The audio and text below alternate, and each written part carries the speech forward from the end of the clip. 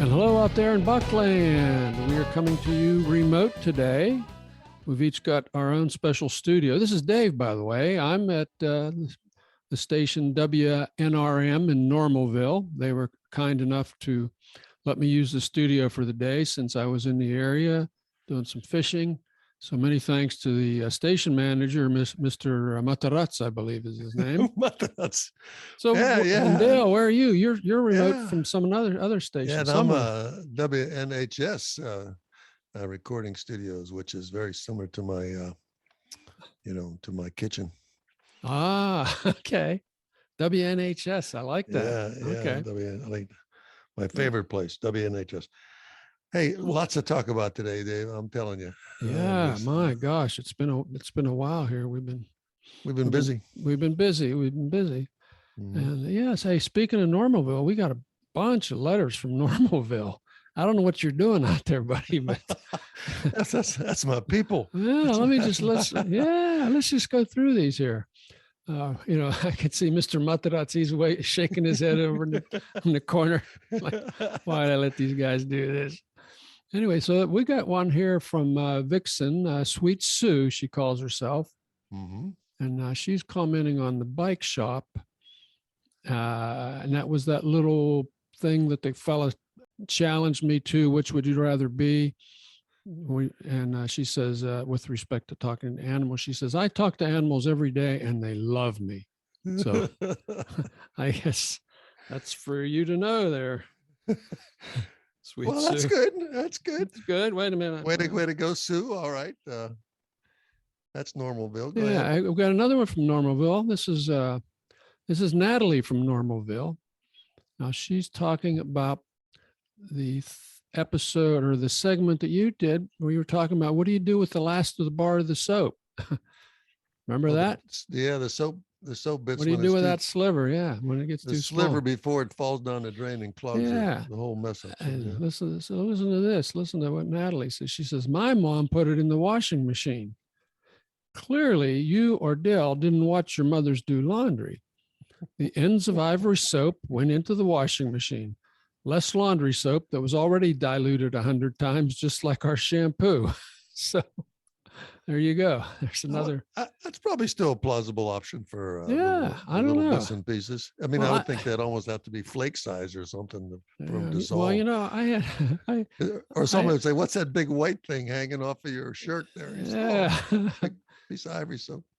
I had kind of I had a washing machine. That reminds me of this washing machine episode I had when I was first married in the first house. I had a washer and dryer installed in the garage, and I had to do the laundry one morning. So we were out of laundry detergent. So I thought, oh, this is easy. I just got the dish liquid from the kitchen. There you go. Blip, blip, blip. Turned it on, walked away. I came like a half hour later. I went back in the garage there, and it was like the blob attacked the garage. Oh yeah. Foam suds were squirting out everywhere over the top of the machine, down the side of the machine. It looked like there was maybe another alien life form there. But that's anyway. Most people only do that once. You do that once, right? You only do that once. So anybody else that's done that, fess up, folks. So more letters. We got more. I got 3 or 4 more here. Now this one is from Rebecca, also Normalville. So that's clearly our home base here. And she said, a lot of people in Normalville. Lots of people. And she titles this email, "Strange but True Sighting in Normalville." Okay. So she says, we have a huge plastic owl on a broomstick out back to ward off snakes. Okay. It doesn't work, but the black bear waddled up to check it out and sniff it. And this morning, a big honking groundhog crept up to the owl and started licking it. Could it be an alien? Jeez. I don't know could the broomstick be an alien? I don't know. What do you think? I'm thinking she must have had some honey on her hand or something there when she put it up. But I do know that I don't think snakes are. I don't think they're aware of owls or birds of prey. I don't think so. They're too busy. then just a quick, Yeah. speaking of snakes, Yes. I was talking to an old buck the other day, and he was commenting on his fear of snakes. And I personally aren't afraid of them unless they surprise me. And I think our listeners might understand that if you see one, you're walking down a path, you see him, you stop, you let him go his way, or you shoo him along. But it's Don't when step on him. yeah, when you turn a corner and there he is, 8 foot of them curled up in front of you. Yeah. That's when you get a little nervous. And then you have to make a quick assessment of how dangerous it is. Yeah. But I live in an area where there's a resident black snake. I would say I think could be territorial, but he's probably at least 5 foot now, and he's always moving around. He tends to stay away from everybody, but he can taking care of the rats in your development, or the little creatures, all the stuff critters. that they prey on. So they're good. Black snakes are good.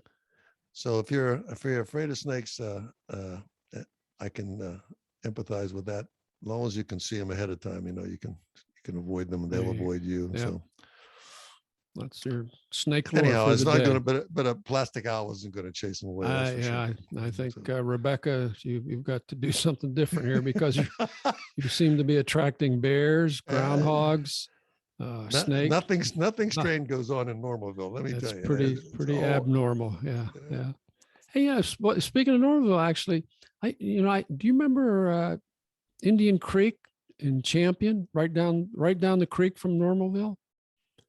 Does that ring a bell? I used to go trout fishing there when we were kids. We have trout in Normalville. Well, they stocked. Yeah, they stocked the creek, and I used to go. I was kind of geeky. I used to tie flies. No kidding. Like junior high. Yeah. And our high school principal, you remember him? He lived up the road from me a couple of doors. I do. And he and I were both tying flies, learning from somebody else. And he'd used to take me fishing, and he'd put his waders on, and he'd lend me his hip boots. So I'd slosh around in his hip boots. As well as I know you, I didn't realize you had that skill. I had no idea. So what, you never? Well, I'm not sure I had any skill. Was the problem? But you never stuck with that like a hobby of some kind of a. I guess I did, and I keep saying I'm going to do it again, but it takes a lot of effort to do that. You got to have the right tools. I'll tell you what skill I did have. I had better balance than my principal, because every time we'd go in separate directions. He like an hour later he'd be back. He'd say, I fell in. he would fall in every time. He'd say, "Give me your hip boots." I was going to say you're waiting out there, and you. He's got his waders are loaded and up. He says, "Give me your hip boots." So he puts. Well, I give him his hip boots, and he puts them on until he falls in again. Then we go home. So I'm gonna say to the listeners out there that after all these years, I never knew you even had that skill to do, one, let alone make two of them or something like that. That's actually quite a artistic. That was kind of fun, actually. Yeah, it was a great feeling to tie a fly and catch a trout on the fly that you tied yourself. That was pretty good. Which essentially is bait. Anybody who essentially doesn't know what that is, it's essentially a fake fly that the trout likes on. So anyhow, well done. Yeah. Interesting. Yeah. Anyway, well, look, let's move across the state geographically here. We got a great letter from Latrobe, and we got more than a letter. We got a picture. Oh, you remember that? You remember this one? I did mention the picture. Yeah. So this is from Joey Markey in Latrobe, and he says, "Nice job with the show, guys. Good stuff. Very entertaining and interesting. Shout out from Latrobe. That is not far from Normalville." So yeah, there we go. He says, however, the good listeners are narrowing Normalville down. I can see that. Yeah. He says, however, and I'm not sure about this sentence here. He says, "I can't confirm that the dogs there put up the Christmas lights." This is in Normalville. But if they indeed do so, it's obvious that they have not learned how to take them down. So Apparently, we still got a lot of Christmas lights up in Normalville. Yeah, Thanks to intrepid reporter Joey Markey. And the picture, by the way, And even included a photo of a phone that showed our little internet logo on. So we she's welcome as a new listener. We're happy to have him aboard. Yeah. Plus, it was it was a great picture of a cigar there and a can of Stoney's beer and a Two Old Bucks podcast going on his phone. That's like as good as it gets, man. Yeah. Yeah. All right. That's great. Thanks for all the folks that send those in. It's always fun to talk about them and always fun to read them. So we're not done. What's up? You got another one? We're moving. We're listening to this. Ranger Rick is back. All right. Now, we missed Ranger Rick for a while. He might have been on one of those secret SpaceX flights. I don't know. But he said, what's he write about? He's listening to us. He said he didn't know that I had a bike shop. All right. And he said he had a book that he wanted to send me to read about the CNO path and the gap, the trip from Washington, D.C. to Pittsburgh or vice versa. And I said, listen, thanks, Rick, but I've got so many books. Dale complains, comes to our house and trips over the books everywhere. So I said, listen, why don't you do a short review yourself and we'll read it. And he did it. So without further ado, I'm going to read Rick's book review. So it's Get Up and Ride, subtitled A Humorous True Story of True Friends Cycling the Great Allegheny Passage and the C&O Canal. Again, Jim Shea. Was published last year, recounts the author's experience as a novice cyclist completing a 5-day, 4-night bicycle adventure, suggested somewhat ironically by his brother-in-law. Starting in Pittsburgh, Pennsylvania, the two buddies traverse the hard-packed Great Allegheny Passage and the historic Chesapeake and Ohio Canal towpath to Washington, D.C., a 355-mile bike ride. Author Jim Shea points out in the book's prologue that he and his brother-in-law, Marty Moldovan, quote, couldn't be more different. For example, he writes, I like to be active while Marty has perfected the art of being inactive. He says, but their relationship is symbiotic. Although Marty may not move much in general, he comes very much to life as an avid cyclist and mentor to Jim. He takes charge of getting Jim outfitted with the bike, the clothing and equipment he needs, and their weeks-long preparation prior to the ride. His power of observation enhances the contacts they have made with people they meet along the way. For his part, Jim is the methodical and logical one. He wrote this account of their bike ride 10 years after it occurred. From that perspective, he knows what the adventure means to him. He's also had time to learn the history of the trail. Jim continued cycling in the intervening years and repeated the Gap C&O Canal ride twice with Marty. This is his first book. The information in it is clear, accurate, and useful. Get Up and Ride succeeds in its objective to inspire its readers towards outdoor activity and companionship. Ranger Rick. Oh. So did you not do this? I recall one time you did a trip like that? I did. I did that trip 10 years ago. Ranger Rick did it last year, I believe. Okay. Oh. So, okay. And that's kind of what inspired him to read the book and then recommend the book. So he's recommending. Yeah, I did it 10 years ago, and I think maybe I'll read this book sometime and compare their experiences to mine. Well, for all the bikers and bike enthusiasts, if they follow us, they know that we have one very experienced rider, and I know how to ride a bike. Even though I got a basket on in front of mine, but that sounds like a great story, and firsthand what an effort that would be. So thank you. Thanks for Ranger Rick. Thanks to Ranger Rick. Welcome back, taking the time to send that in. Yeah, and great book report. Yep. Solid listener. We're giving you an A on that one, Rick. I'm telling you. Yeah. Hey, I wanted to tell you that we are two old bucks, and I noticed something happening the other day. Actually, this is the second time it happened in 3 days. Was the inability to decipher the small print. Small print. That's the only way I can describe it. I think I know where you're going here. You know where I'm going. You're going to have a lot. You're going to have a lot of people on your side. Well, it's a case where I wanted to track a package. Frankly, I just could not see that. I could not see the tracking number.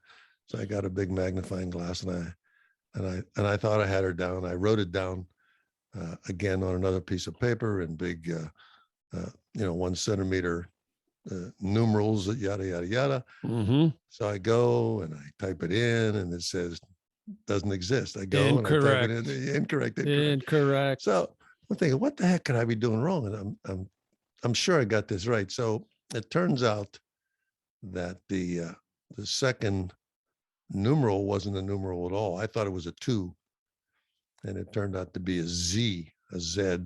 Mm-hmm.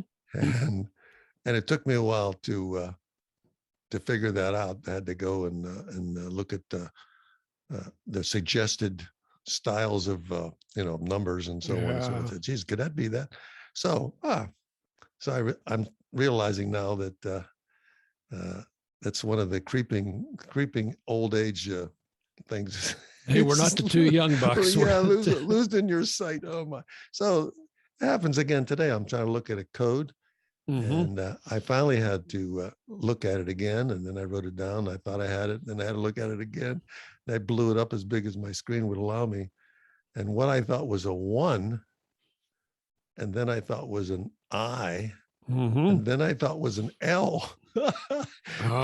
Guess what it turned out to be? It turned out to be a small T, the small letter T. And I said, are going blind. Oh, we are going. I am in trouble now. It's happening. So, yep. Yeah. I hate that. Yeah. Warning signs right there. You old bucks out there. If you start running into that, I think you need to see your optometrist again. So, yep. Ready for the lens change. Hey, I have some thoughts on things. You got a minute? I'm not going anywhere here. They got the door locked at the station here. Materazzi's he's pacing outside now. Like, go ahead. I was the other day.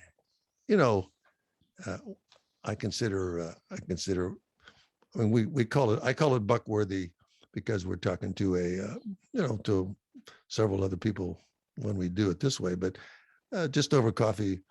There's nothing on my radar that I can't talk to you about. So, because as a friend, you listen. I'm here for you. I can breach any subject with you. I'm here for you. So I usually start, Dave, I'll tell you what, did you ever notice, I was noticing car ads, the automotive ads. I don't care what. I don't care what. You mean on television? Or? Television, pretty much. Yeah. Television. Okay. Yeah. I don't really care about the model, but you notice there's always a lot of dust. You ever notice that? They're spinning in circles. They're smashing through puddles. They're on sand dunes. They have to be in these. And I think they're trying to say that you can take this car and go to those places, and you're going to enjoy, riding in a boulder infested road with on a cliff edge or something like that, which is where everybody drives all the time. Certainly you take your brand new BMW and you head right to something. That's the first place you go. Or do you ever? There's the ones that insist that speed. Speed is a big attraction. You open your garage door and you want to go out and do. Immediately on a racetrack. Yeah, sure. I can see the analogy there because people do sometimes think that, but they only have to go a few feet to the stop sign or the red light. So I often thought that, and this is an old buck idea. We probably have it first. No one, I don't know if the automotive people that employ their advertisers will get this, but I always thought that they should say something like, or show somebody, he gets in the car, opens the garage door, gets in the car, puts it in reverse, goes to 12 feet down to his post box into the driveway and goes back in and say, if you only drive, does a wheelie back over. Yeah, if you only drive 7,000 miles a year, and most of it is on your driveway, our cars will hold up under that kind of abuse. we Or have if- enough car for you. That's right. This car Yeah. is perfect for you. You can start it a million times. We've tested it. You won't have any trouble with it. Or if you're one of those folks that drive down to the, pick and pay, and while somebody's shopping, you just sit in the car and leave it run and listen to the radio and have the air conditioning on or something. They can say, look, these cars are built so well. They're indestructible. They have big Super Duty cooling systems on them. Or I even thought about that. These are the things that would appeal to me, because I think it's mostly my driving, would be like, we can get you through the service lane in our dealership. Our cars are made so simple to maintain that you don't have to sit in this room with all these other people waiting for your car, waiting for us to check the wipers. see, We build them so well that we can swap out a whole engine and drivetrain in about 45 minutes and put you back on the road. I would think that would sell some cars. In addition to just a dusty road. That would sell some cars to the people that are not afraid to admit they have a boring life. Okay. These ads are, this is the Walter Mitty and all of us. They want us to have the feeling of the wind in your hair and all that sort of thing. But if I ever did, this would be the $70,000 pickup I'd do it.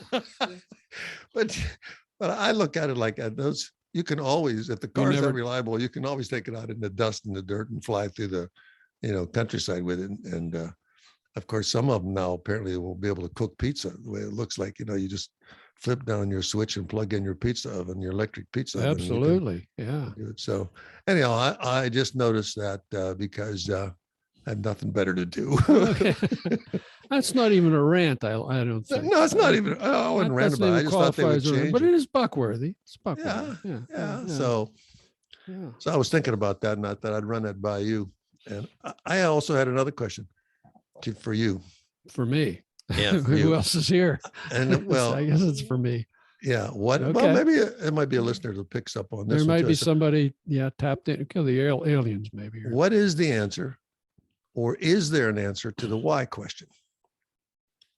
I always said when someone said why, and someone asked me why, I said I have no answer for the why question. Like, why did the car ads this way or something, or whatever it is, and you have a why question. Why did they advertise that? Why did they do that? And I always say I have no answer for the why question, but I think there is an answer to the why question, and I think you know it. What is the answer to the why question? Why not? No, you're the one who put it in my head one time. Remember one time I asked you why? That was a long time ago. Yeah, but give me some more hints. I once asked you why. Why?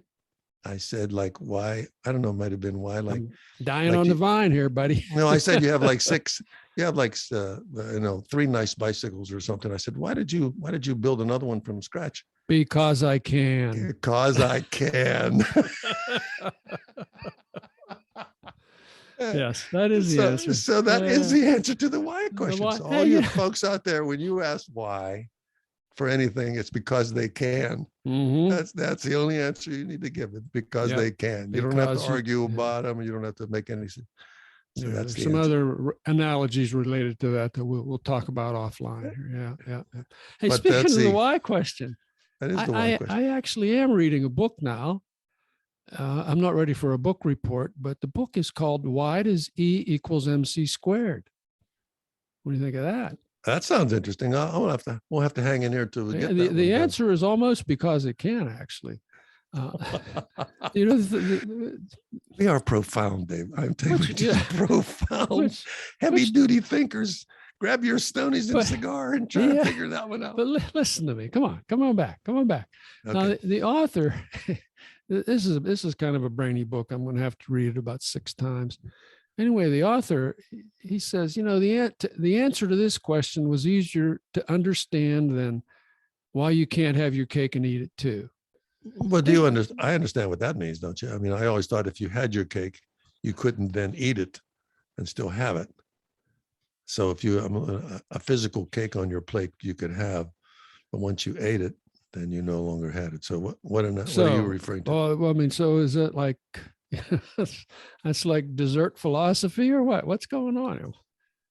No, but I always interpret it to be that way. I thought it was. Okay. You know, Dylan says you can. You know, his song Lay Lady Lay. Remember that? You can have your cake and eat it too. Anyway. No, I don't remember that. Okay. Was some sayings that used to drive me crazy when I was back in my corporate world serving my sentence. Like what? Well, my boss always said this to me. He says, you got to take it to the next level. All right. No matter what we were talking about, no matter what I told him or what we were going to do, you got to take it to the next level. We got to take it to the next level. Do you know where the next level is?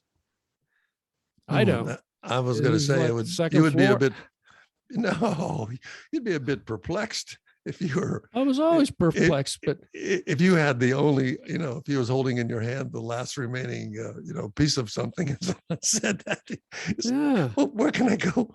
Where can I go with this? So it seems like whenever you were in a meeting, somebody would blurt that out. We got to take it to the next level, and everybody starts bobbing their heads, like these little dolls in the back.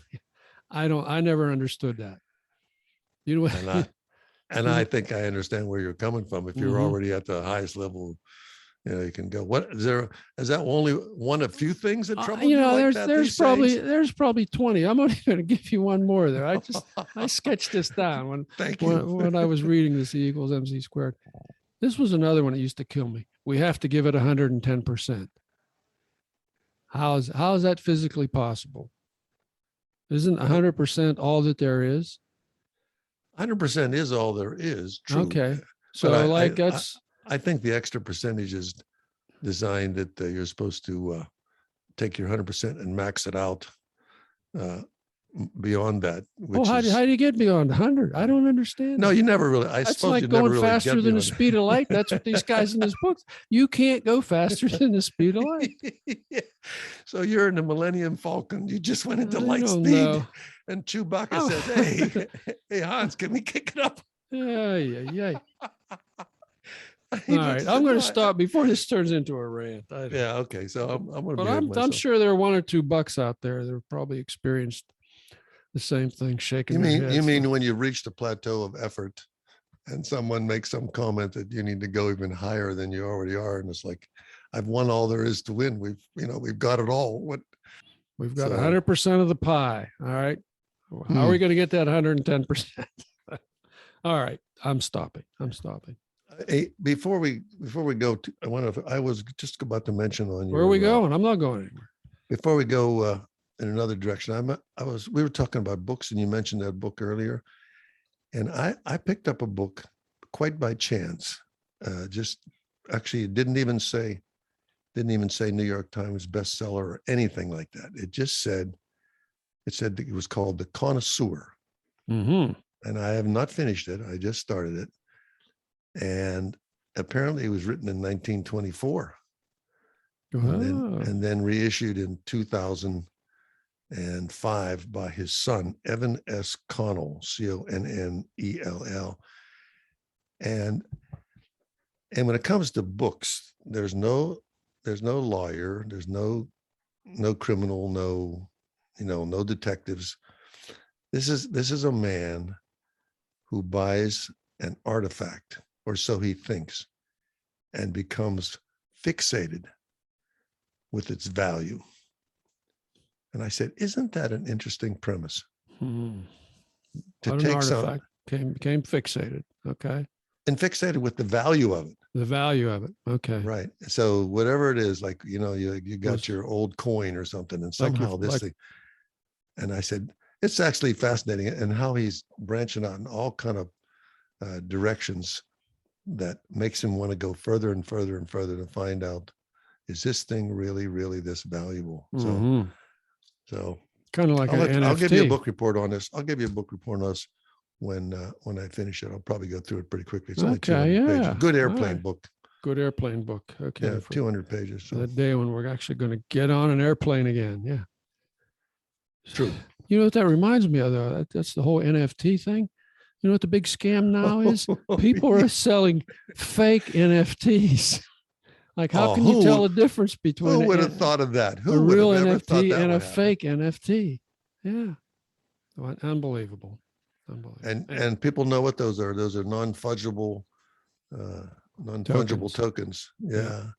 And we did an episode on it. So if you go back and listen to that, because we were going to sell one, except it cost so much money to do it. Yeah. It wasn't even worth putting it out there. And then I offered your stovetop art for free, and we only had one taker. Only one guy said. We had only one listener of the thousands and thousands of listeners out there. We had one person say, "Yeah, I'd like to see that." So I'm telling you, still disappointed there. Stovetop art was such a novel approach. I'm surprised people haven't jumped on, but one day they'll say, "I wished I would have bought that." Someday, look how valuable it is. It'll be an NFT someday, and then he's long dead. I have to be a dead artist to get the big bucks, but it is what it is. It is what it is. Hey, talking to you brightens up my day. I got to tell you, I swear. I swear. Everybody should have a friend like that. How do you think I feel? Jeez. Yeah. I'm telling you, because a couple old bucks laughing, it doesn't get any better than that. Because one day, it's only $1. Yeah. Jeez. Here we go on the morbid thing again. No, Stop. No, it's just stop. Okay. Yeah. No, I know. $2 are better than one. That's $2. Right. Okay. $2 for your thoughts.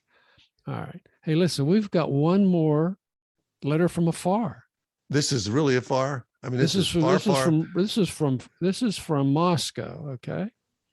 And this isn't Moscow, USA. This is not Moscow, Wisconsin. Ohio, or no. We're talking Florida. The Moscow. The real one. Yeah. All right. Lay it on me. Over there. He's Baruski.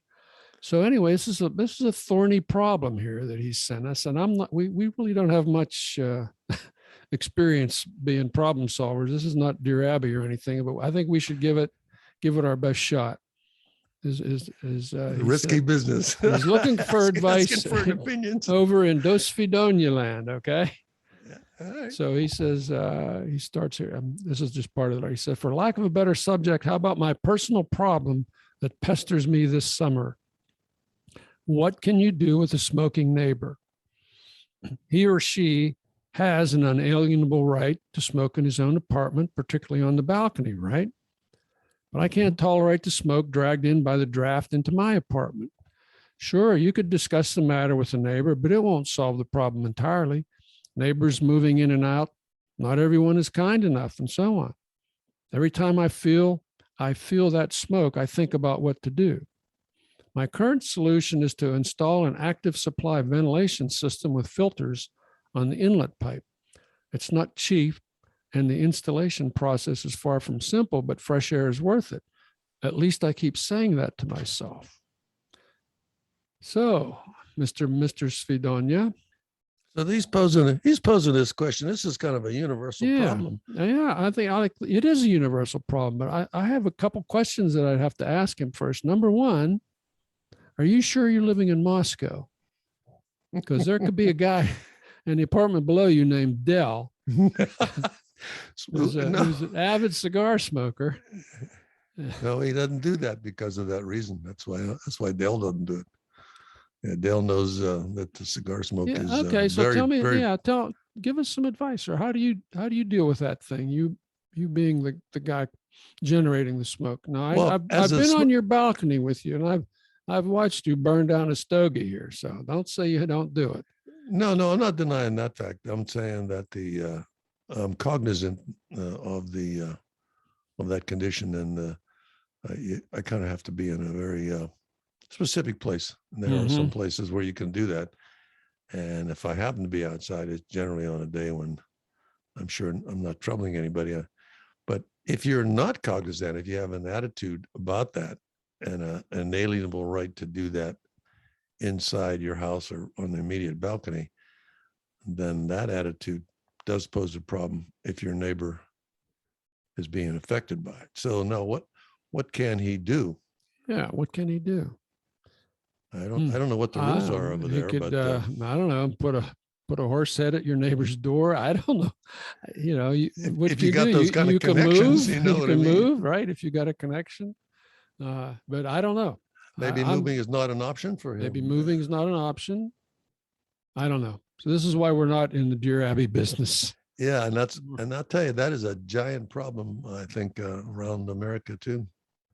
That issue comes up often. There might be some people out there really So we're having to listen to this. They might be really wanting to fire off a letter to Buck's Too Old and say, this is how we finally resolved that.